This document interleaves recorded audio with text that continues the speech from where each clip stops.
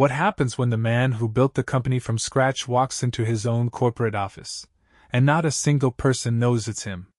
Walter Westbrook hadn't been to the 12th floor corporate office in over a year. The company had grown fast, 19 locations across 4 states, and more on the way. It started with a single storefront and a second-hand desk. Now there were over 600 employees. But lately, something felt off. Reports were polished. Emails looked perfect. Too perfect. He heard things: high turnover in the admin teams, complaints that went nowhere, and the same names always getting promoted. But every time he asked, his senior team gave the same answers. We're handling it. He didn't want answers anymore. He wanted the truth. So he shaved his beard, cut his hair short, ditched his usual button-downs for off-brand polos, and got a new set of glasses. He even changed his voice a bit, muffled it, added a little southern drawl. He created a fake resume under the name Greg Walters, a temp worker hired through a third-party HR agency to help with internal data filing at the corporate office for 2 weeks. No one had met him in person at that location. Most of the team had only seen his face in a few company-wide video messages. That made this the perfect spot. He walked in on a Monday morning with a thin smile and a fake ID badge clipped to his shirt. New temp? A woman asked as she passed him near the elevators. Yeah. Greg, he said. Supposed to start in admin today.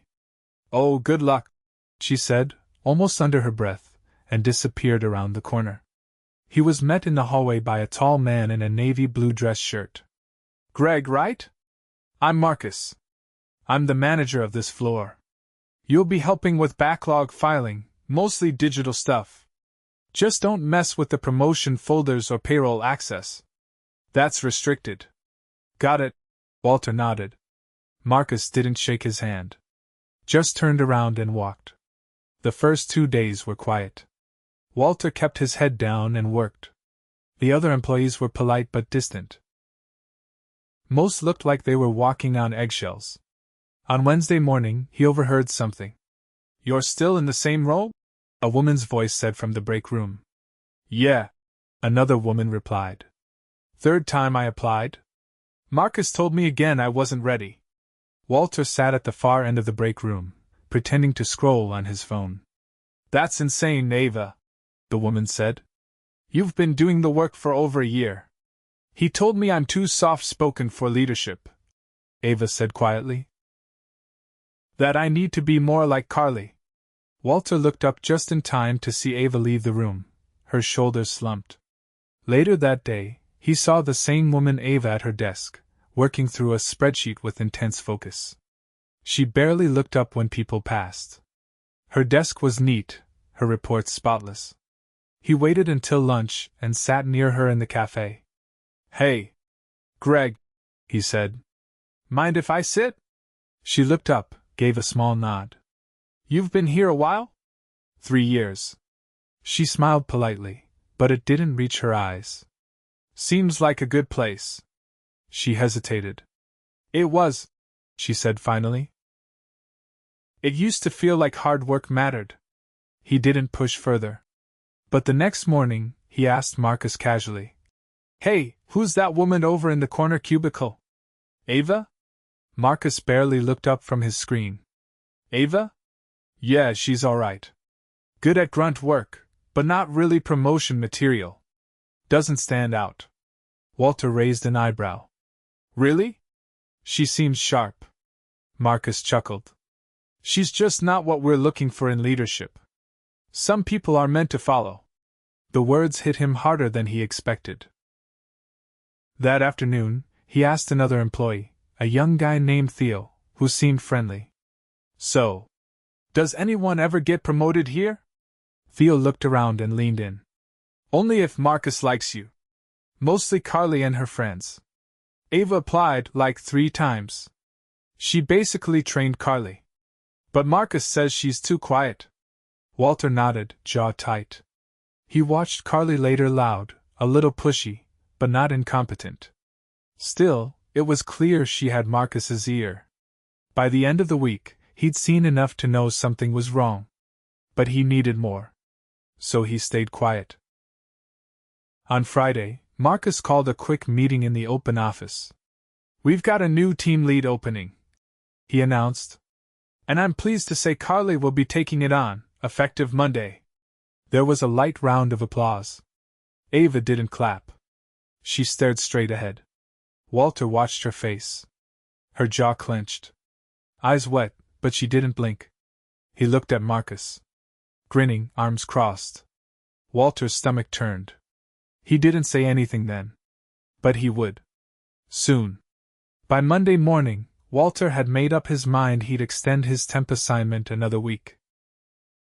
Officially, he was just there to help with digital archiving.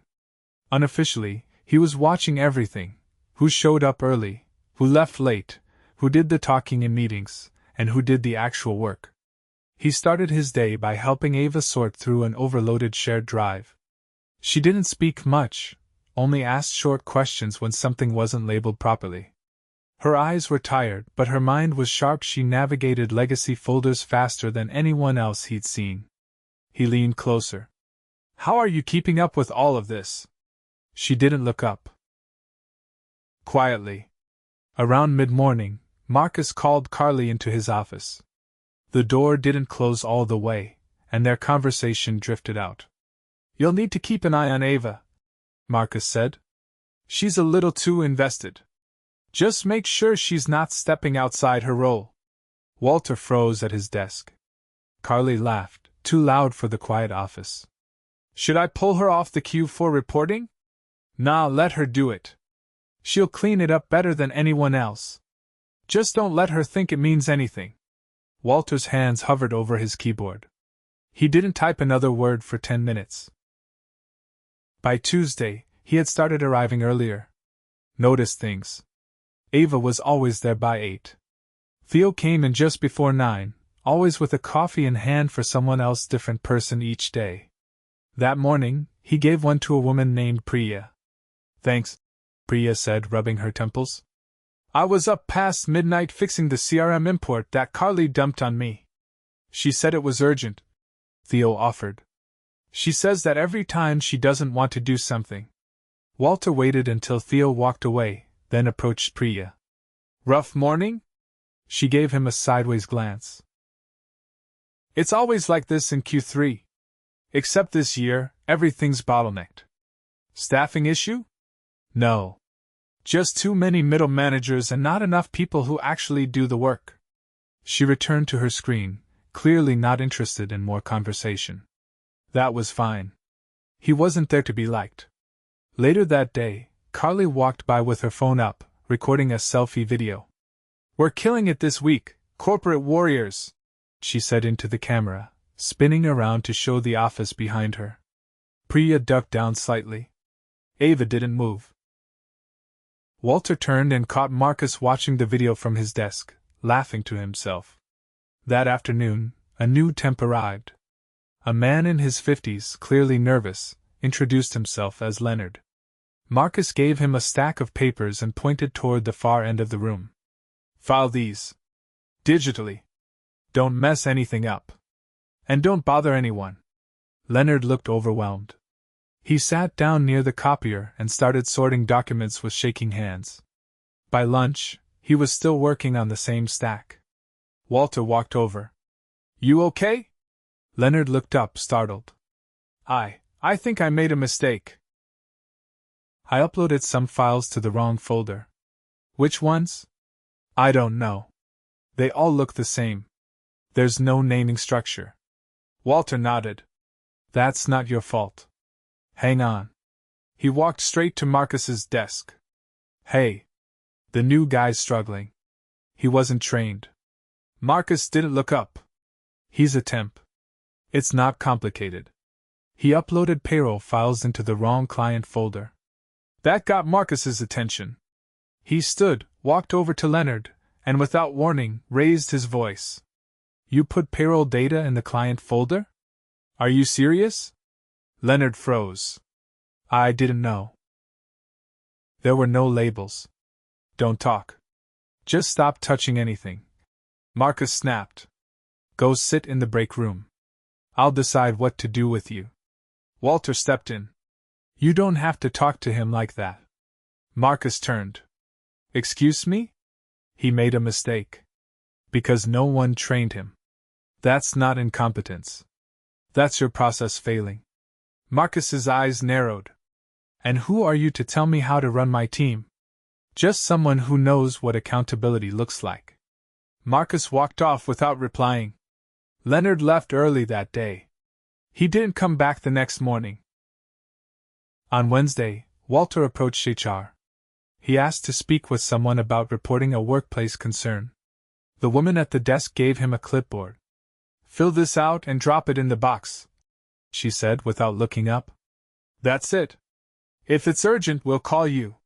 He filled out the form, describing Marcus's treatment of Leonard and the uneven promotion practices. He didn't sign it. That afternoon, Ava was called into Marcus's office. The door closed this time.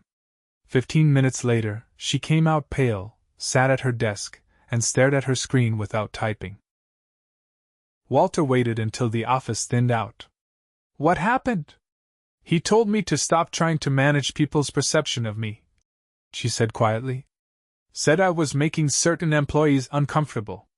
Did he say who? She shook her head. I've never had a write-up. I've never missed a deadline. And somehow I'm the problem. Walter rubbed the back of his neck. You're not. No, she said, voice flat. But that doesn't matter, does it? He didn't answer. That night, Walter went back to his hotel. He opened his laptop and pulled up employee performance logs. Ava's metrics were unmatched efficiency, accuracy, client satisfaction. Carly's reports were filled with inconsistencies, and half her major projects had Priya listed as a contributor. He didn't sleep much. By Thursday, something had shifted in him. He wasn't just observing anymore. He was cataloging. Preparing. He met with Theo by the vending machines. You ever think about leaving? Walter asked. Theo paused. Every week. What's keeping you here? He hesitated. Hope, I guess. That someone up there sees what's happening. Walter let that sit. Then he turned to Priya later that day. The CRM import. Did you get any credit for that? She laughed under her breath. Carly presented it as her own work in the ops meeting. Did you say anything? And risk getting flagged as difficult? No thanks. Walter's jaw tensed. That ever happened before? It's the only reason she got moved up.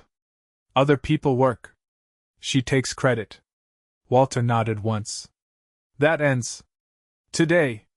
He left the office early. He didn't tell anyone where he was going.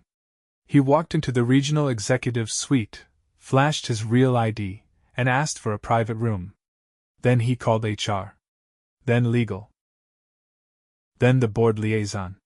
He laid out everything, the paper trail, the recordings, the performance logs, the turnover rates, the ignored promotion applications, the hostile environment.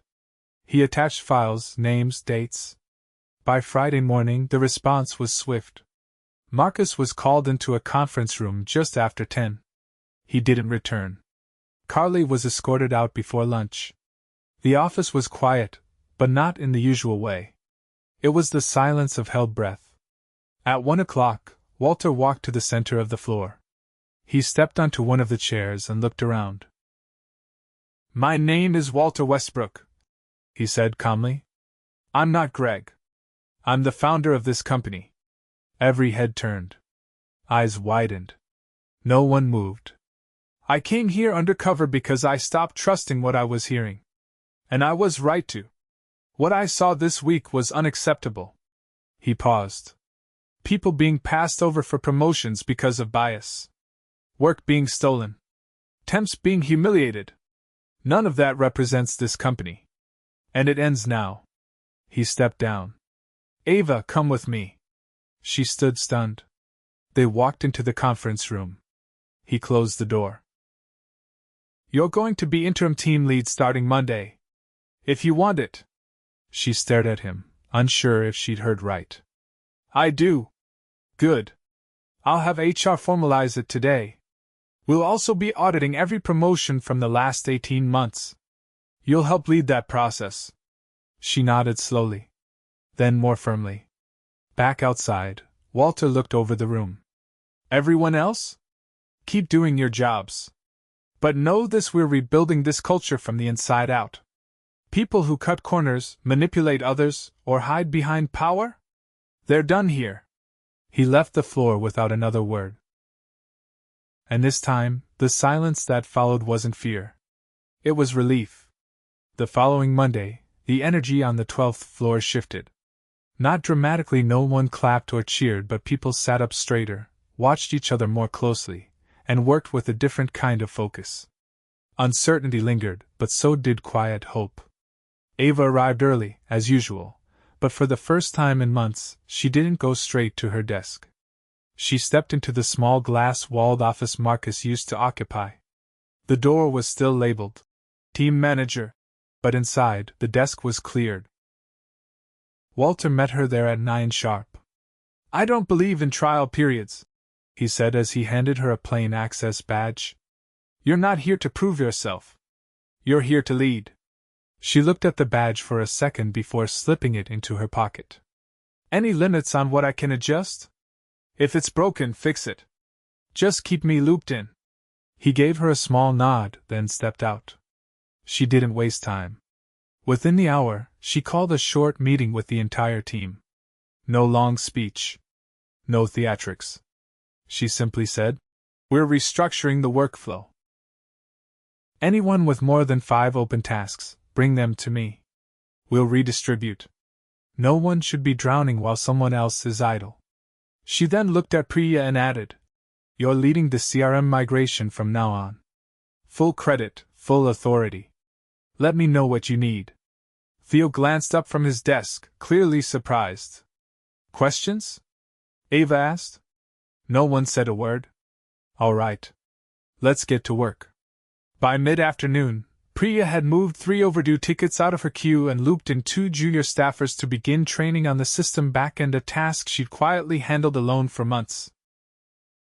She didn't say much, but the difference was clear. Her pace steadied. Her voice got firmer. She didn't look over her shoulder while entering data.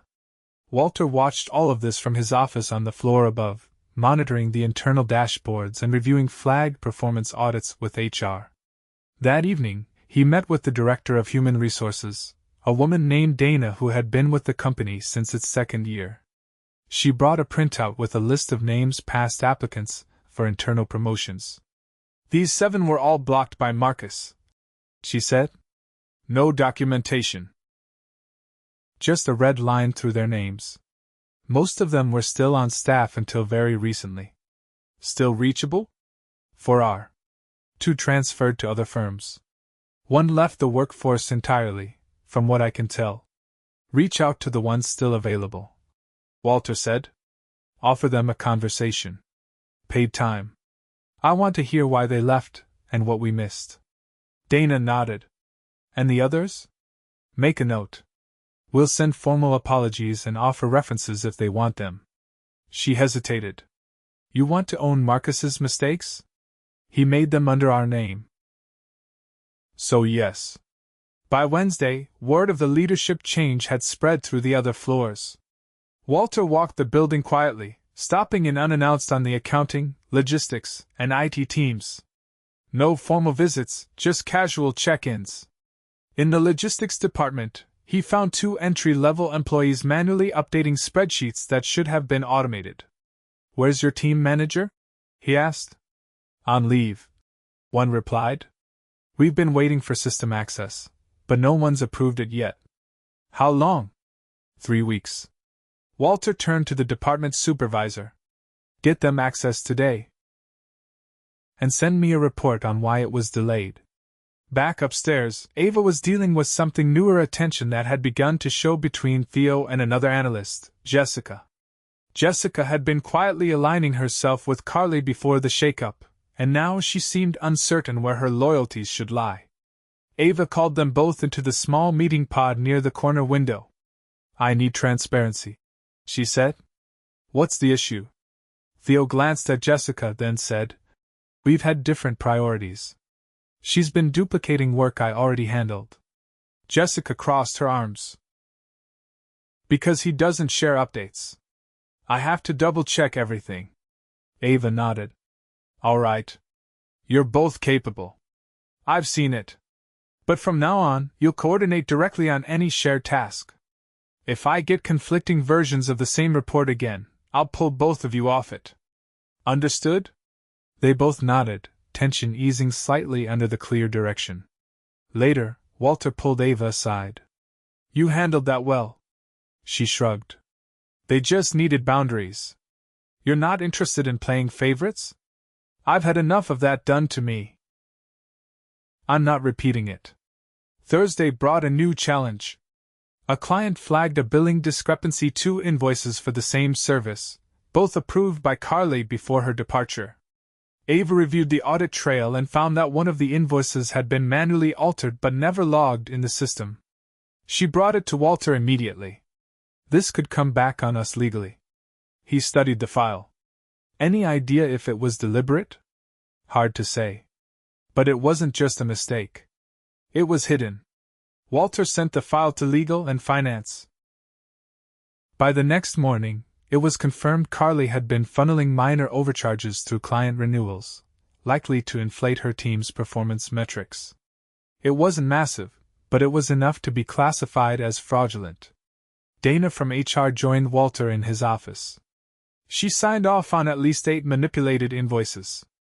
We'll notify the clients, offer restitution, and report it to the ethics board. Do it, Walter said. And make sure her entire team is re-audited. Friday afternoon, Walter stood by the 12th floor elevators, watching people file out for the weekend. Some nodded to him now. Others just gave brief looks of acknowledgement. No one avoided his eyes. Ava passed by last, carrying a slim folder under one arm. Everything all right? He asked. Mostly. We're still behind on backlog, but it's manageable. Need more staff? I need trained staff. Throwing people at the problem won't fix it. He nodded. You'll get them. Just give me a list of skills you're missing.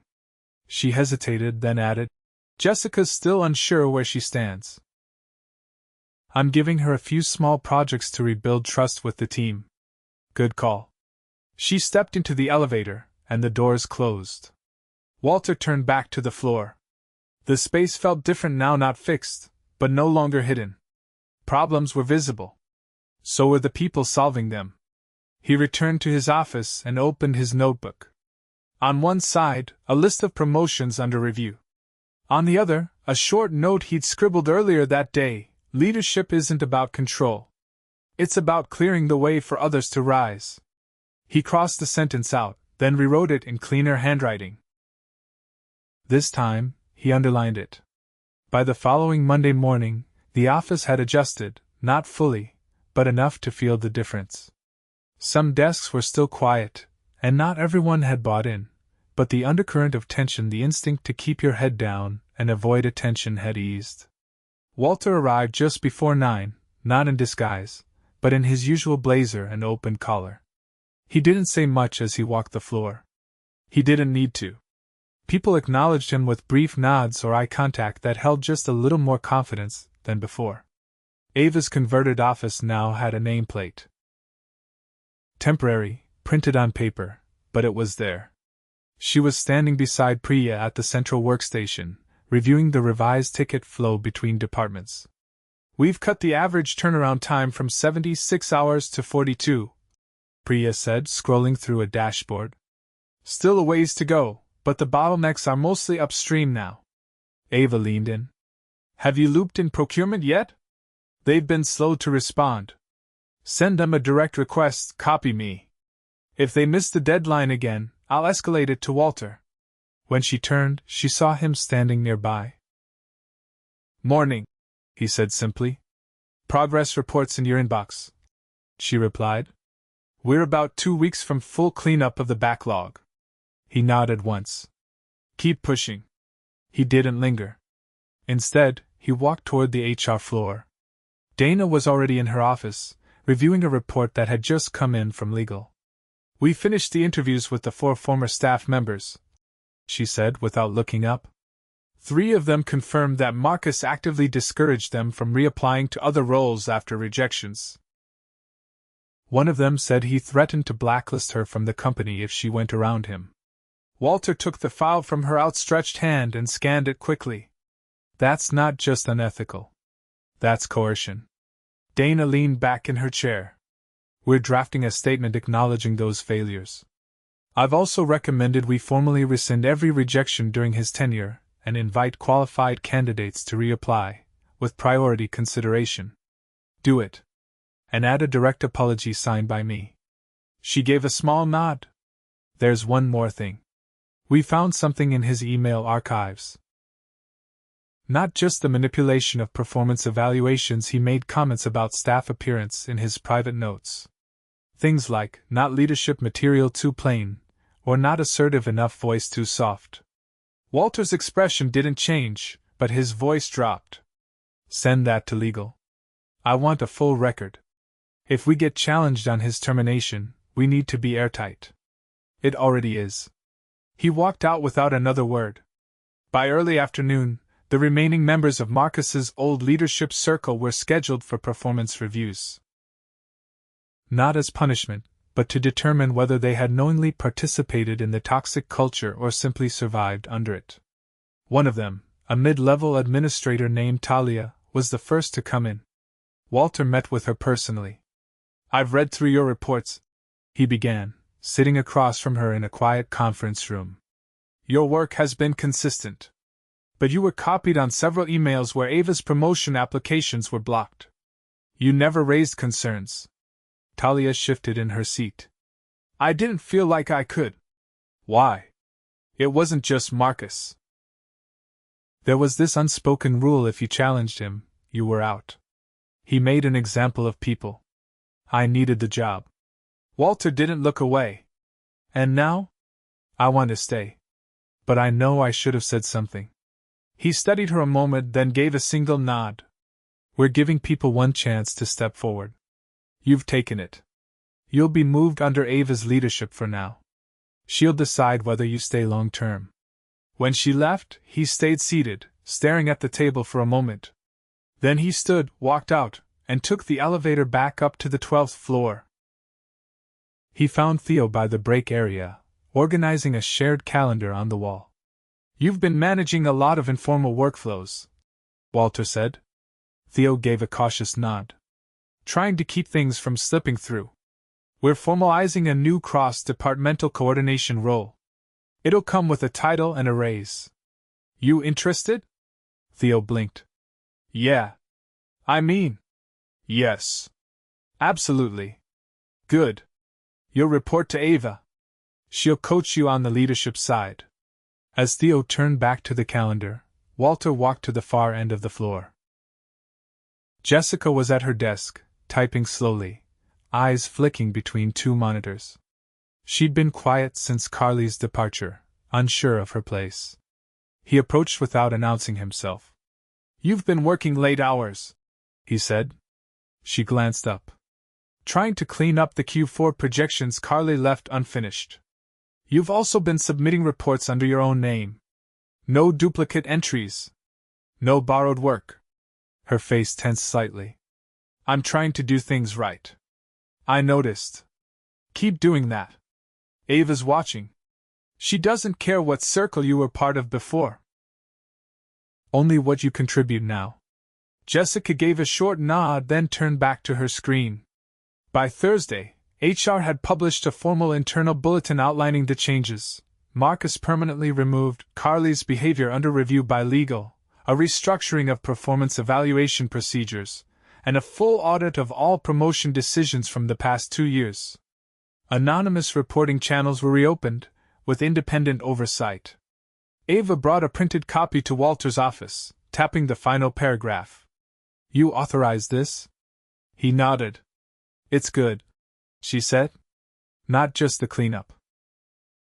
The transparency. That's the baseline now. She hesitated, then said, There's one more name I want to add to the rehire outreach list. Leonard the temp from last week. He didn't deserve what happened. Walter leaned forward slightly. You have a role in mind? Data intake. We still need help cleaning the archives. I'll train him myself. Make the call. That afternoon, Ava sent the message. 2 hours later, Leonard replied, surprised but willing. He'd start the following week. This time, with proper onboarding and a clear role. Friday was quiet. The office was focused, but not tense. Walter stood by the large window near the far end, watching the city traffic below. Ava approached, holding a slim folder. This is your copy of the team's new structure. We've flattened the reporting lines. No one's more than one step removed from their manager. He took the folder, flipped through it.